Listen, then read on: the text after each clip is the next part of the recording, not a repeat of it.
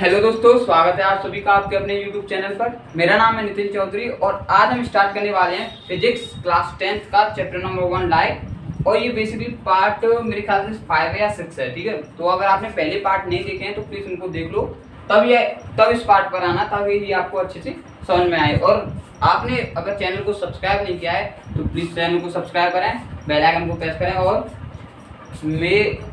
मुझे अपना प्यार और सपोर्ट दोनों, ठीक है। धन्यवाद। तो अब यहाँ पर हम सबसे पहले आज पढ़ेंगे, हमारा टॉपिक है formation of image in a spherical mirrors. Spherical mirrors में कैसे इमेज फॉर्म होती है, इस चीज़ पर आज हम पढ़ने वाले हैं। तो सबसे पहले स्फेयर क्या होता है, व्हाट इज स्फेयर। स्फेयर कुछ नहीं, गोला है, ठीक है। एक गोला जैसे कि बॉल होती है, बॉल एक स्फेयर टाइप में होती है क्योंकि वो अंदर से खोखली है और ऊपर से उस पर लेयर चढ़ी हुई होती है, तो एक स्फेयर हो गई।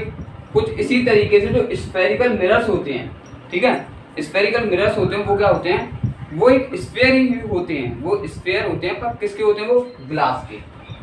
वो किसके होते हैं, ग्लास के स्फेयर, कांच के। ग्लास का मतलब है कांच के स्फेयर होते हैं, उनको हम स्फेरिकल मिरर्स बोलते हैं, ठीक है। अब उन पे क्या होता है, देखो उनकी एक साइड काट ली जाती है। अब ये ग्लास था, ठीक है, ग्लास का एक स्फेयर था, इसकी मैंने इतनी साइड कट कर ली, ये जो साइड है ये मैंने कट कर ली, ठीक है। और इसको अंदर से या बाहर से, जब हम इसे बाहर से सिल्वरिंग करेंगे, इसकी बाहर से पेंट करेंगे इसे सिल्वर से, तो अंदर से प्लेन मिरर की तरह हो जाएगा, एक तरह से प्लेन स्फेयर मिरर हो जाएगा। तो इस मिरर को हम कहते हैं कॉनकेव मिरर। ये स्फेरिकल मिरर का एक टाइप होता है कॉनकेव मिरर, ठीक है। अब आते हैं कॉन्वेक्स मिरर पर। कॉन्वेक्स मिरर क्या होता है, तो ऐसे ही स्फेयर को जब हम कट कर लेते हैं, ये वाला जो पार्ट है, इसको जब हम अंदर की तरफ से पेंट कर देते हैं, सिल्वरिंग कर देते हैं अंदर की तरफ से, जैसे इस डायग्राम में आप देख सकते हो, और बाहर से वो प्लेन रहता है, तो इस टाइप के मिरर को कहते हैं हम कॉन्वेक्स मिरर, ठीक है। तो कॉनकेव मिरर, कॉन्वेक्स मिरर, समझ में आई ये बात। अब आते हैं हम कुछ बेसिक पॉइंट्स हैं जो स्फेरिकल मिरर से रिलेटेड है, उन पर डिस्कशन करते हैं। तो सबसे पहले आते हैं हम centre of curvature. What is centre of curvature, ठीक है। सेंटर ऑफ कर्वेचर, अब सेंटर ऑफ कर्वेचर क्या होता है, इसे हम सी से रिप्रेजेंट करते हैं। किससे, सी से रिप्रेजेंट करते हैं, जैसे कि आप इस डायग्राम में देख सकते हो, ये दोनों सी से रिप्रेजेंट है। तो सेंटर ऑफ कर्वेचर क्या होता है, देखो जैसे इस सर्कल है, इसका कोई सेंटर है।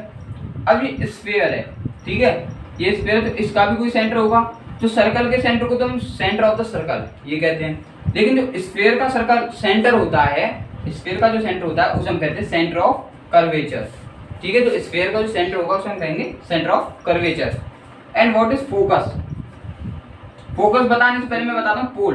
पोल क्या है, पोल जो पार्ट हमने काटा है, स्फीयर का जो पार्ट हमने काटा है, उस पार्ट का जो मिड पॉइंट होता है, जो बीच का पॉइंट होता है, बीच का हिस्सा, उस पॉइंट को हम क्या कहते हैं, पोल, ठीक है। Pole is the mid point of that part जो हमने कट किया है स्फीयर में से। अच्छा, अब इस पार्ट को जो एम और एम डैश है, ये एम और एम डैश है, यहाँ पे भी एम और एम डैश है, तो इस एम और एम डैश को हम कहते क्या है, इसको हम कहते हैं अपर्चर। तो अपर्चर क्या होता है, व्हाट इज अपर्चर। अपर्चर होता है आपका जहां पर जिस पार्ट में रिफ्लेक्शन ऑफ लाइट की जाती है, जिस पार्ट में रिफ्लेक्शन ऑफ लाइट होती है, उस पार्ट को हम कहते हैं अपर्चर, ठीक है। ये बात समझ में आई, उस पार्ट को हम क्या कहते हैं, अपर्चर। जैसे कि अब मैं यहाँ पे स्फीयर का मैंने ये पार्ट काट दिया, एम और एम डैश, यहाँ से लेके यहाँ तक, तो ये जो पार्ट है मेरा, अब यहीं पे तो रिफ्लेक्शन ऑफ लाइट होगी, तो इसी पार्ट को कहते हैं अपर्चर, ठीक है। ये समझ में आया। अब अपर्चर का ही सेंटर क्या कहलाता है, पोल कहलाता है। ये मैं बता चुका हूँ, इसको अपर्चर कहते हैं, एंड इसका जो सेंटर है उसे हम पोल कहते हैं, ठीक है। अब आते हैं हम किस पर, रेडियस ऑफ कर्वेचर पर। What is radius of curvature. तो रेडियस ऑफ कर्वेचर होता है जो पोल से लेकर जो सेंटर ऑफ कर्वेचर की जो डिस्टेंस होती है, पोल से सेंटर ऑफ कर्वेचर की जो डिस्टेंस होती है, उसे हम कहते हैं रेडियस ऑफ कर्वेचर। यानी कि रेडियस ऑफ कर्वेचर क्या होती है, distance between the centre of curvature and pole, ठीक है। पोल और सेंटर ऑफ कर्वेचर की जो बीच की डिस्टेंस होती है उसे हम रेडियस ऑफ कर्वेचर कहते हैं। अब आते हैं एक पॉइंट पर, फोकस। फोकस क्या है, फोकस वो पॉइंट है जहां पर पैरेलल लाइट रेस, अगर मैं मान लो इस जगह पर या इस डायग्राम में देखो, यहाँ पर अगर मैं पैरेलल लाइट रेस डालूंगा, एक समांतर किरण लाइट की डालूंगा, तो रिफ्लेक्ट होकर एक पॉइंट से ही गुजरती हैं। वो रिफ्लेक्ट होने के बाद, जैसे कि यहाँ से डाल रहा हूँ, ठीक है, रिफ्लेक्ट होने के बाद वो इस एक पॉइंट से ही गुजरेंगे। सारी पैरेलल लाइट रेस एक पॉइंट से ही आती हैं। ये साइंटिस्ट ने एक्सपेरिमेंट्स के द्वारा देखा था कि ये एक पॉइंट से जा रही हैं, तो उस पॉइंट को उन्होंने नाम दे दिया फोकस। उस पॉइंट को क्या नाम दे दिया? फोकस। तो फोकस होता है, फोकस वो पॉइंट है जहां पर पैरेलल लाइट रेस इंटरसेक्ट करती हैं, ठीक है, उस पॉइंट को हम कहते हैं फोकस। अब फोकल लेंथ, तो फोकल रिलेटेड है, तो जो लेंथ होती है, जो डिस्टेंस होती है पोल और फोकस तक जो डिस्टेंस होती है उसी को हम फोकल लेंथ कहते हैं, ठीक है। मान लो फोकस मेरा कोई होता है, फोकस इतनी दूर, किसी मिरर का फोकस इतनी दूर होता है क्योंकि वहाँ पे जो पैरेलल लाइट रेस है वो इतनी दूर पे इंटरसेक्ट करती हैं, किसी मिरर का इतना होता है। तो ये जो डिस्टेंस होगी पोल से लेकर और फोकस तक, ये डिस्टेंस क्या कहलाएगी? फोकल लेंथ, ठीक है। अब यहाँ पे देखो, ये जो कॉन्वेक्स मिरर है इसमें भी सेंटर ऑफ कर्वेचर फोकस है, बट इसमें ये दो पॉइंट्स जो हैं ये मिरर के पीछे वाली साइड पे होते हैं, जहाँ पर सिल्वरिंग होती है उस साइड पर ये पॉइंट्स होते हैं, सेंटर ऑफ कर्वेचर और फोकस, ठीक है। लेकिन कॉनकेव मिरर में मिरर के सामने ही सेंटर ऑफ कर्वेचर और फोकस होते हैं, ठीक है। कॉन्वेक्स मिरर में मिरर के पीछे होते हैं एंड कॉनकेव मिरर में मिरर के सामने होते हैं, सी और एफ, ठीक है। ये चीज समझ में आई। अब क्या करते हैं हम, देखो अब आते हैं हम अपने टॉपिक पर कि यहाँ पर सेंटर ऑफ कर्वेचर दिया, फोकस दिया, पोल दिया है, प्रिंसिपल एक्सिस हो गया हमारा, रेडियस ऑफ कर्वेचर हो गया, सारी चीजें क्लियर हो गई। आई थिंक ये चीज आपको समझ में आई होंगी, ठीक है। अब आते हैं हम किस पर, अपनी इमेज फॉर्मेशन के स्फीयर में इमेज फॉर्म कैसे होती है। लेकिन उसे बताने से पहले मैं आपको एक चीज बताना चाहूंगा कि ये जो सेंटर ऑफ कर्वेचर और फोकस होते हैं ये एज अ इमेजिनरी होते हैं। कैसे होते हैं? इमेजिनरी। ये रियल में एग्जिस्ट नहीं करते। सेंटर ऑफ कर्वेचर में रियल में एग्जिस्ट करता है, फोकस रियल में एग्जिस्ट करता है, ये इमेजिनरी होते हैं, ठीक है। अपने मतलब माने गए होते हैं ये, ठीक है, साइंटिस्ट के द्वारा। तो अब मैं आपको इमेज फॉर्मेशन के कुछ रूल्स बताने वाला हूँ। तो जो इमेज फॉर्म होती है उसके भी कुछ रूल्स होते हैं, वो हम समझते हैं कैसे, ठीक है। तो जैसे कि आप ये डायग्राम देखो, ये कॉनकेव मिरर है ना, ये कॉनकेव मिरर है, ये कॉन्वेक्स मिरर है। तो अब इसमें रूल्स दोनों में सेम हैं, किसी में अलग नहीं है, बट समझने का दोनों का तरीका अलग अलग है, ठीक है। देखो पहला रूल है हमारा कि जो पैरेलल रे होती है, जो प्रिंसिपल एक्सिस है, मैं बता चुका हूँ प्रिंसिपल एक्सिस कौन सी है, एक्स और वाई, जो सेंटर ऑफ कर्वेचर से होकर गुजरती है और परपेंडिकुलर किस पे पड़ती है? मिरर पर, स्फेरिकल मिरर पर परपेंडिकुलर पड़ती है। उसी लाइन को हम क्या कहते हैं? Principal axis. तो प्रिंसिपल एक्सिस की कोई पैरेलल रे जा रही है, मैं रे कोई भेज रहा हूँ, तो कहाँ से होकर जाएगी? वो जाएगी आपकी फोकस पॉइंट से होकर, ठीक है। फोकस पॉइंट से होकर वो रे क्रॉस करेगी। ये हो गया हमारा पहला रूल। फर्स्ट रूल क्या है कि पैरेलल, शॉर्ट में लिख रहा हूँ, पैरेलल रे गोस थ्रू फोकस, ठीक है, फर्स्ट पॉइंट। सेकंड पॉइंट क्या है कि अब मैं रे को छोड़ रहा हूँ फोकस से, अब मैं यहाँ से छोड़ रहा हूँ फोकस से रे को, ये छोड़ दी मैंने, ठीक है, इधर से रे छोड़ी है, तो अब वो किधर से आएगी? सिंपल सी बात है, अगर पैरेलल रे छोड़ रहा हूँ तो फोकस से जा रही है, फोकस से कोई रे छोड़ूंगा तो मैं कहाँ से जाएगी? वो पैरेलल जाएगी, ठीक है, इधर की तरफ। तो फोकस्ड रे, जो रे हम फोकस से छोड़ते हैं, शॉर्ट में लिख रहा हूँ मैं, जो रे फोकस से छोड़ते हैं वो कहाँ से आती है? गोस थ्रू पैरेलल, ठीक है। ये दूसरा रूल हो गया। तीसरा रूल क्या है? तीसरा रूल है कि अब मैं पोल पर छोड़ूंगा कोई रे, ठीक है, अब मैं पोल पर छोड़ूंगा। तो मान लो मैंने एक रे है वो पोल पर छोड़ी है, यहाँ से कुछ इस तरीके से ये रे मैंने पोल पर छोड़ दी। अब ये कहाँ पर रिफ्लेक्ट होगी? इस डायरेक्शन में होगी, ठीक है, रिफ्लेक्ट। बट एक चीज़ हमें ध्यान रखनी है कि ये तो नॉर्मल है, हमारी प्रिंसिपल एक्सिस ही नॉर्मल होती है, इसको हमने नॉर्मल मान लिया। ये इंसिडेंट रे हो गई, ए बी क्या हो गई? इंसिडेंट रे, यहाँ तक, ठीक है। तो ये एंगल ऑफ इंसिडेंट बना के नहीं, ये एंगल ऑफ इंसिडेंट बना, इंसिडेंट रे पड़ी, ये नॉर्मल हो गई, ये रिफ्लेक्टेड रे हो गई। तो हमने एक रूल पढ़ा था angle of incident is equal to angle of reflection. तो एंगल ऑफ इंसिडेंट बना। अब मान लो जितना ही एंगल ऑफ इंसिडेंट है उतना ही क्या होगा, एंगल ऑफ रिफ्लेक्शन, उतना ही एंगल ऑफ रिफ्लेक्शन होगा। तो ये दोनों बराबर होंगे। तो रे जो रे रिफ्लेक्ट हुई है वो उतने ही एंगल पर जाएगी जितना एंगल इंसिडेंट का है। ठीक है, जब हम पोल पर कोई रे छोड़ते हैं, पोल पर कोई रे छोड़ेंगे तो वो उतने ही एंगल से रिफ्लेक्ट होगी जितना एंगल इंसिडेंट का है। समझ गए ये बात। अब हम छोड़ते हैं सेंटर ऑफ कर्वेचर से, कोई रे छोड़ेंगे सेंटर ऑफ कर्वेचर से। तो देखो जो प्रिंसिपल एक्सिस है वो भी सेंटर ऑफ कर्वेचर से जा रही है, वो परपेंडिकुलर पड़ रही है या नहीं।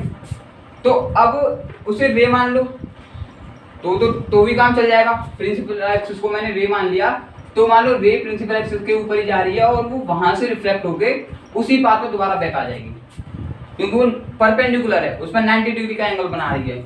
अब जैसे मैं दूसरी रे छोड़ रहा हूँ सेंटर ऑफ कर्वेचर से, मैंने ये रे छोड़ी सेंटर ऑफ कर्वेचर से, ठीक है, ये इस पॉइंट पर पड़ी, इस पॉइंट पर। तो ये इस पॉइंट पर पड़ने के बाद दोबारा इसी पाथ पर वापस लौट जाएगी।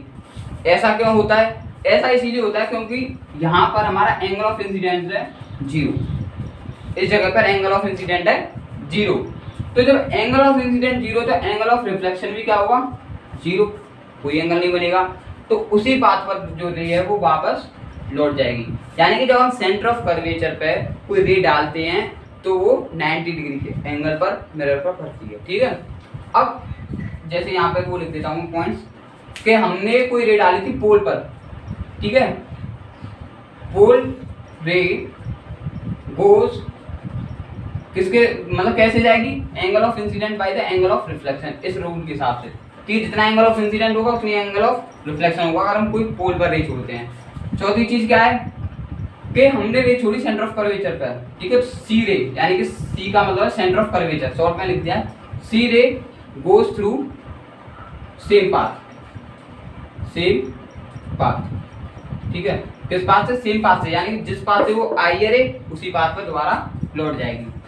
सेम यही रूल्स हमारे कॉन्वेक्स मिरर में भी होते हैं। ये कॉन्वेक्स मिरर है, यही रूल्स हमारे कॉन्वेक्स मिरर में होंगे, पर वो कुछ अलग तरीके से होते हैं। वो होते कैसे हैं कि यहाँ पर अब रिफ्लेक्शन टेक प्लेस करेगा इस जगह पर, अब यहाँ पर नहीं करेगा क्योंकि यहाँ पे हो रही है सिल्वरिंग, यहाँ पे हो रहा है पेंट पीछे, और जो सेंटर ऑफ कर्वेचर जो फोकस होते हैं वो मिरर के पीछे होते हैं, बता चुका हूँ।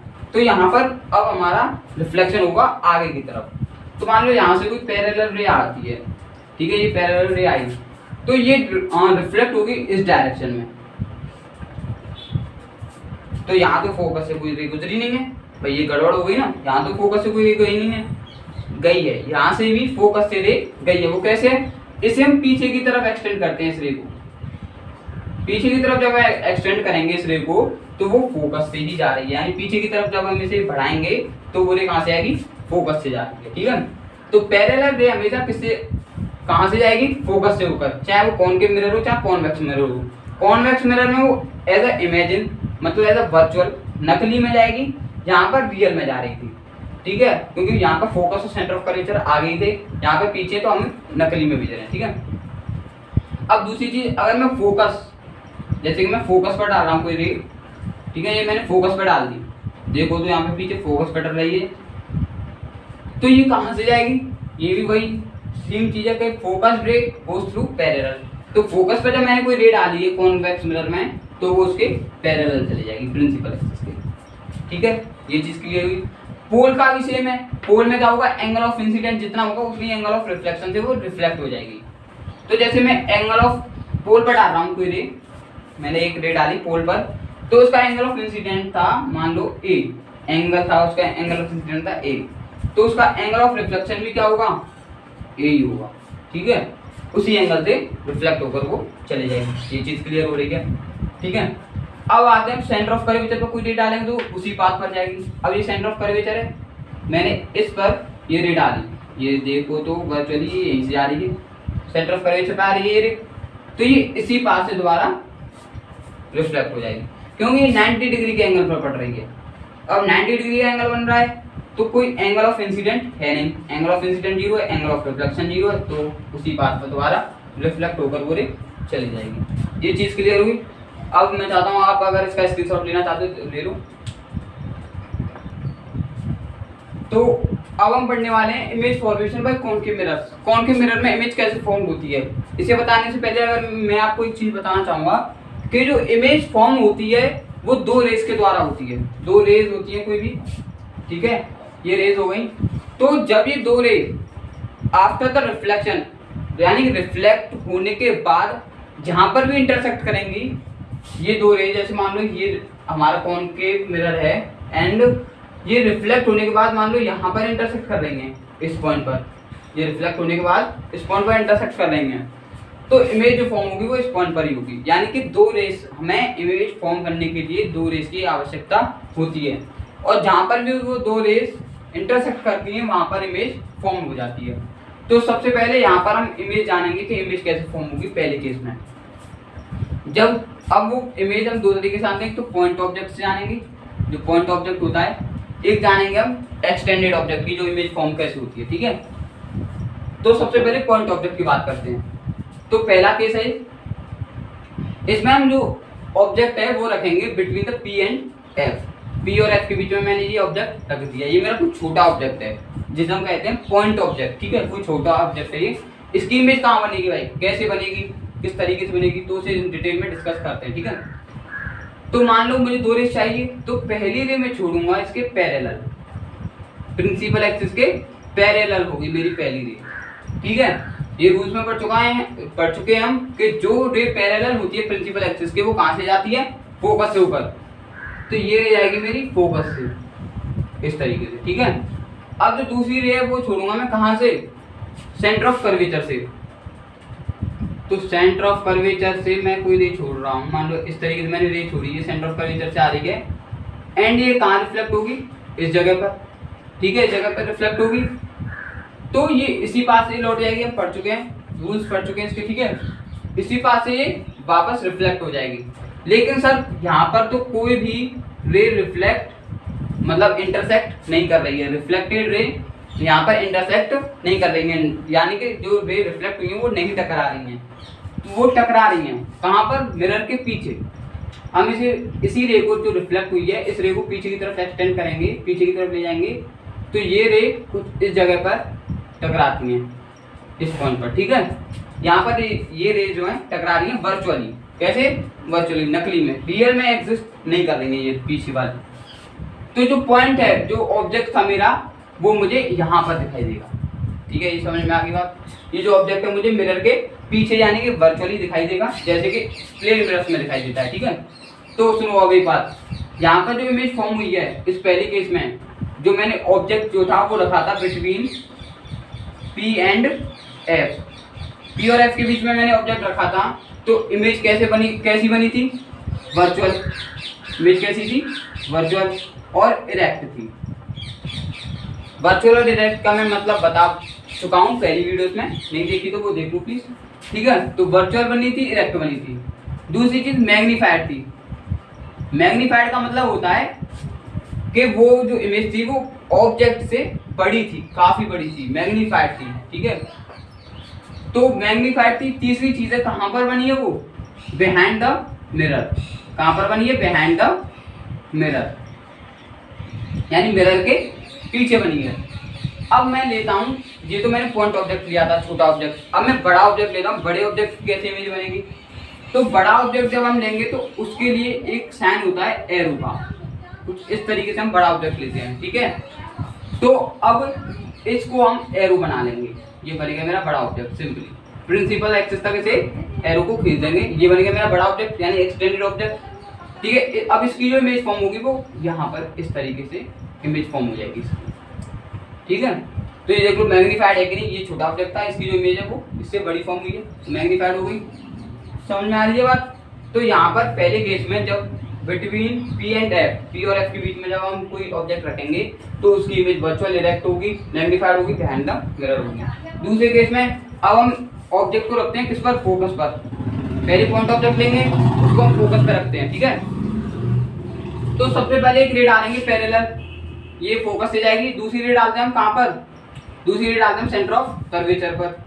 पहली रे डाली हमने पैरेलल जो फोकस से गई, एंड दूसरी सेंटर ऑफ कर्वेचर पर डाली तो वो सेंटर ऑफ कर्वेचर से ही जाएगी आफ्टर द रिफ्लेक्शन, ये हम जान चुके हैं। तो अब जो इमेज है वो कहाँ बनेगी, वो बनेगी बेटा आपकी इन्फिनिटी पर। कहाँ बनेगी, इन्फिनिटी पर, अनंत में कहीं भी बन सकती है, उसकी कोई नाप नहीं है, वो यहाँ पर बनेगी या यहाँ पर बनेगी, इन्फिनिटी पर बनेगी वो इमेज, ठीक है।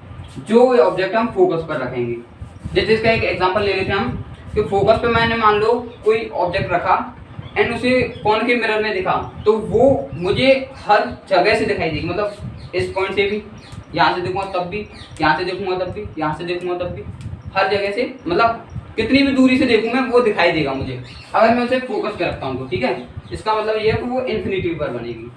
तो मैंने ऑब्जेक्ट रखा है यहाँ पर बिटवीन एट द फोकस, कहाँ पर रखा, एट द फोकस। फोकस पर जब मैंने ऑब्जेक्ट रखा तो कहाँ बनी इमेज, कैसी, मतलब बनी कैसी है वो देखो, जो वर्चुअल इमेज होती है वो फोन के मिरर के पीछे बनती है, और जो रियल इमेज, मतलब जो वर्चुअल इमेज होती है वो मिरर के पीछे बनती है, और जो रियल इमेज होती है वो मिरर के आगे बनती है।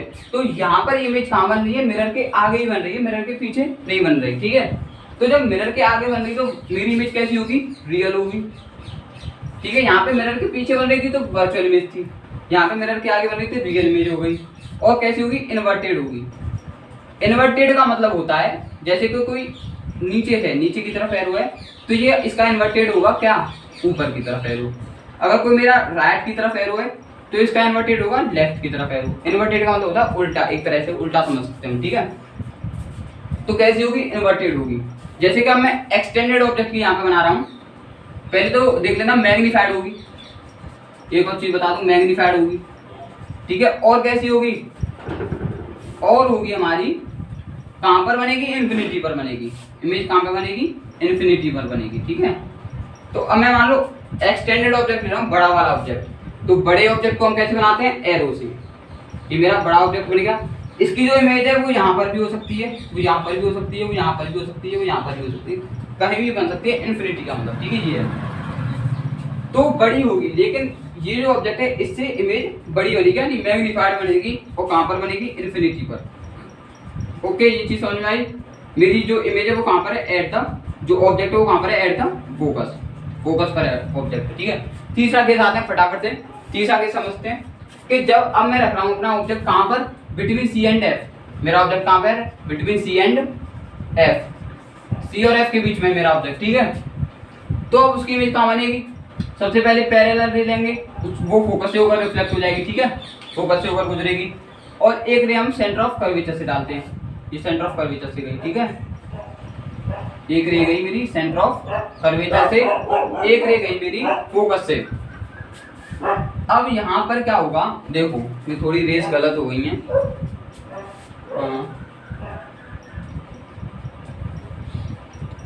ठीक है। यहाँ पर देखना इमेज कहाँ पर बनती है, ठीक है। तो ये रे मेरी गई फोकस से ऊपर कुछ इस तरीके से, एंड एक रे जो थी वो मेरी सेंटर ऑफ कर्वेचर से ऊपर गई। तो ये रे कुछ इस तरीके यहाँ पर टकराएंगी इस पॉइंट पर, ठीक है। तो जब ये रे यहाँ पर टकरा रही है तो मेरा जो ऑब्जेक्ट होगा, जो इमेज होगी सॉरी, वो कहाँ पर बनेगी, इस पॉइंट पर। अब ये जो पॉइंट ऑब्जेक्ट है ये मुझे इस पॉइंट पर दिखाई देगा, ठीक है। अब मैं इसकी जगह एक्सटेंडेड ऑब्जेक्ट लेता हूँ, बड़ा वाला ऑब्जेक्ट, ठीक है। तो उसको हम एरो से रिप्रेजेंट करेंगे, ये मैंने एरो से रिप्रेजेंट कर दिया, समझ में आ रही है बात। तो अब एक रे मैंने पैरेलल डाली थी, वो फोकस से होकर गई कुछ इस तरीके से, और एक रे सेंटर ऑफ कर्वेचर से होकर गई कुछ इस तरीके से। ये दो रेस यहाँ पर टकरा रही हैं, तो बड़ा वाला ऑब्जेक्ट जो है एक्सटेंडेड ऑब्जेक्ट वो यहाँ पर बन जाएगा इस तरीके से, ठीक है। तो अब समझ में आ रही, ये देखो मिरर के आगे बन रही है तो रियल होगी, कैसी होगी इमेज, रियल। इमेज कैसी बनी है, रियल और इन्वर्टेड। अब यहाँ पे इन्वर्टेड का मतलब समझ में आया कि यहाँ पे तो ऊपर था प्रिंसिपल एक्सिस के ऊपर ऑब्जेक्ट, लेकिन जो इमेज फॉर्म हुई है वो प्रिंसिपल एक्सिस के नीचे फॉर्म हुई, तो इसका मतलब होता है इन्वर्टेड है ये इमेज, ठीक है, रियल है।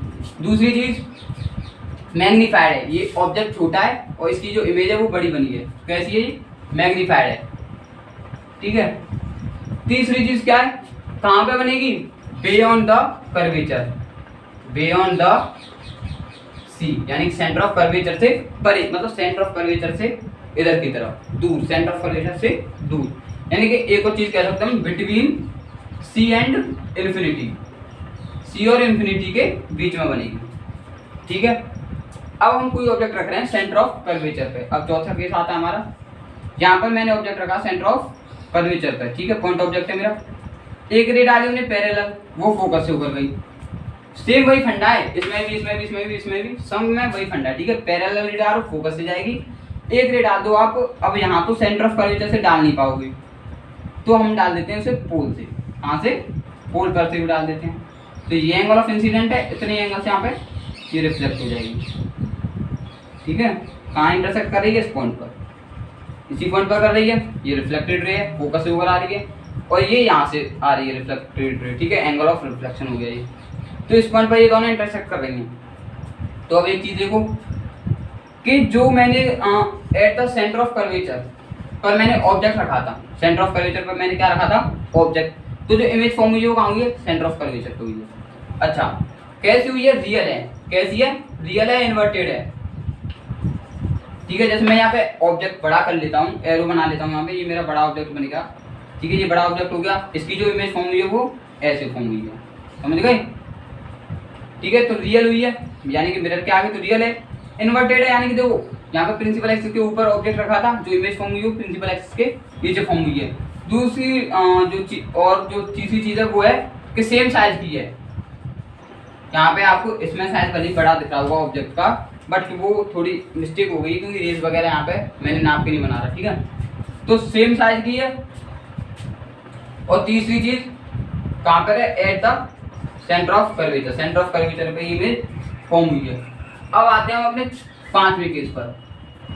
अब रखते हैं हम अपना ऑब्जेक्ट कहाँ पर? Beyond the centre of curvature, यानी कि सेंटर ऑफ कर्वेचर पर, सेंटर ऑफ कर्वेचर से दूर हम अपना ऑब्जेक्ट रखते हैं। ठीक है, तो मैंने यहाँ पर ऑब्जेक्ट रखा अपना, पॉइंट ऑब्जेक्ट है ये कोई, और बड़ा ऑब्जेक्ट भी समझ सकते हो, दोनों समझ सकते हो। ठीक है, अब सबसे पहले एक पैरेलल रे डालेंगे। पैरेलल रे डाली मेरी, वो कहाँ जाएगी? फोकस से। और एक डालते हैं सेंटर ऑफ कर्वेचर से ऊपर। कहाँ बनेगी इमेज? इस पॉइंट पर।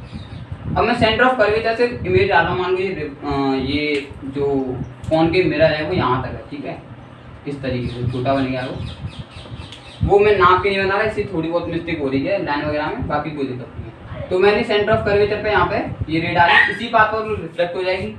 लेकिन ये रेस जो है वो इस पॉइंट पर इंटरसेक्ट कर देंगे, तो इमेज कहाँ फॉर्म होगी? इस पॉइंट पर फॉर्म हो जाएगी। समझ गए बात? तो अब जो ऑब्जेक्ट था वो कहाँ था? Beyond the centre of curvature था, बियॉन्ड दी सी था। ठीक है, अब जो इमेज फॉर्म हुई है वो कैसी है? रियल है भाई, मिरर के आगे रियल है, इन्वर्टेड है, इन्वर्टेड है। ठीक है, रियल और इन्वर्टेड है। अच्छा, दूसरी चीज कैसी है? स्मॉल है। अब यहाँ पे देखो ऑब्जेक्ट हमारा बड़ा है, जो इमेज है वो छोटी है। ठीक है, तो स्मॉल बनेगी, यानी डिमिनाइज्ड होगी। कैसी होगी? डिमिनाइज्ड होगी। ठीक है, तीसरी चीज क्या है? कहाँ पर होगी? बिटवीन एफ एंड सी। आप इसे इससे रिलेट कर सकते हो। देखो, जब मैंने एफ और सी के बीच में ऑब्जेक्ट रखा था तो इमेज बनी थी मेरी beyond the centre of curvature.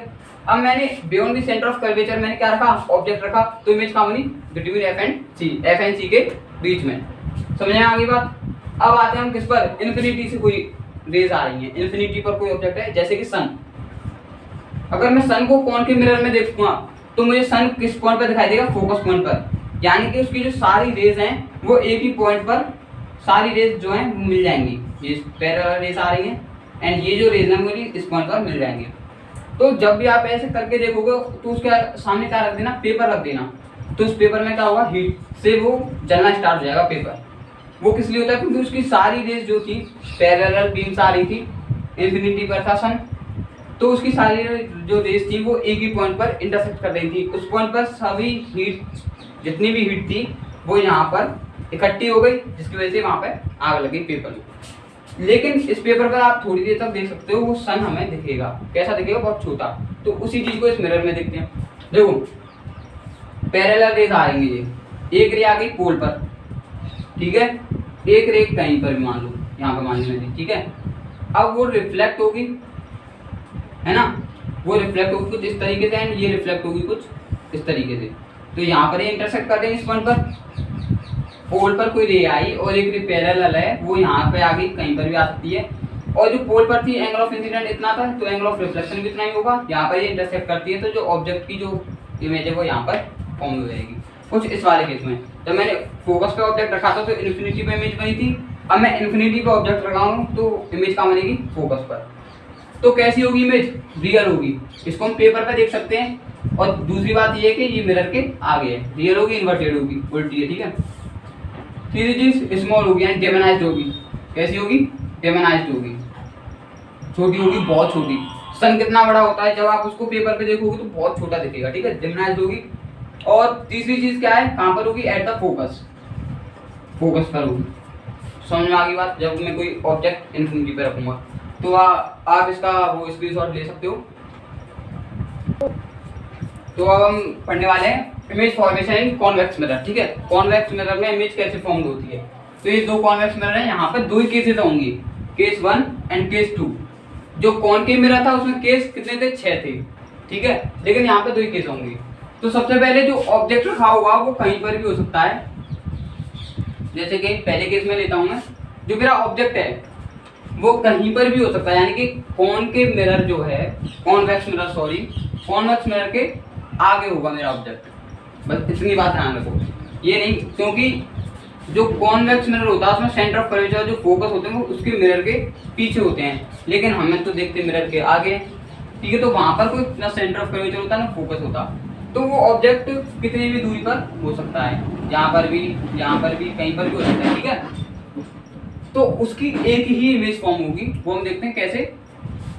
कि पहले मैंने पैरेलल रे डाली, ठीक है, ये मेरा ऑब्जेक्ट है एंड यहाँ से पैरेलल रे डाली, तो ये फोकस से होकर जाएगी, एज अ वर्चुअल हम फोकस से होकर इसे भेज देंगे, ठीक है। फोकस से होकर गई है। दूसरी रे डाला मैं सेंटर ऑफ कर्वेचर पर, यहाँ पर मैं दूसरी रे डाल रहा हूँ इसे सेंटर ऑफ कर्वेचर पर, इसी पॉइंट से, ठीक है। तो सेंटर ऑफ कर्वेचर से ऐसे नकली में चलेगी, रिफ्लेक्ट होकर इसी डायरेक्शन में जाएगी पीछे, और यहाँ पर ये रिफ्लेक्ट होकर यहाँ जा रही है।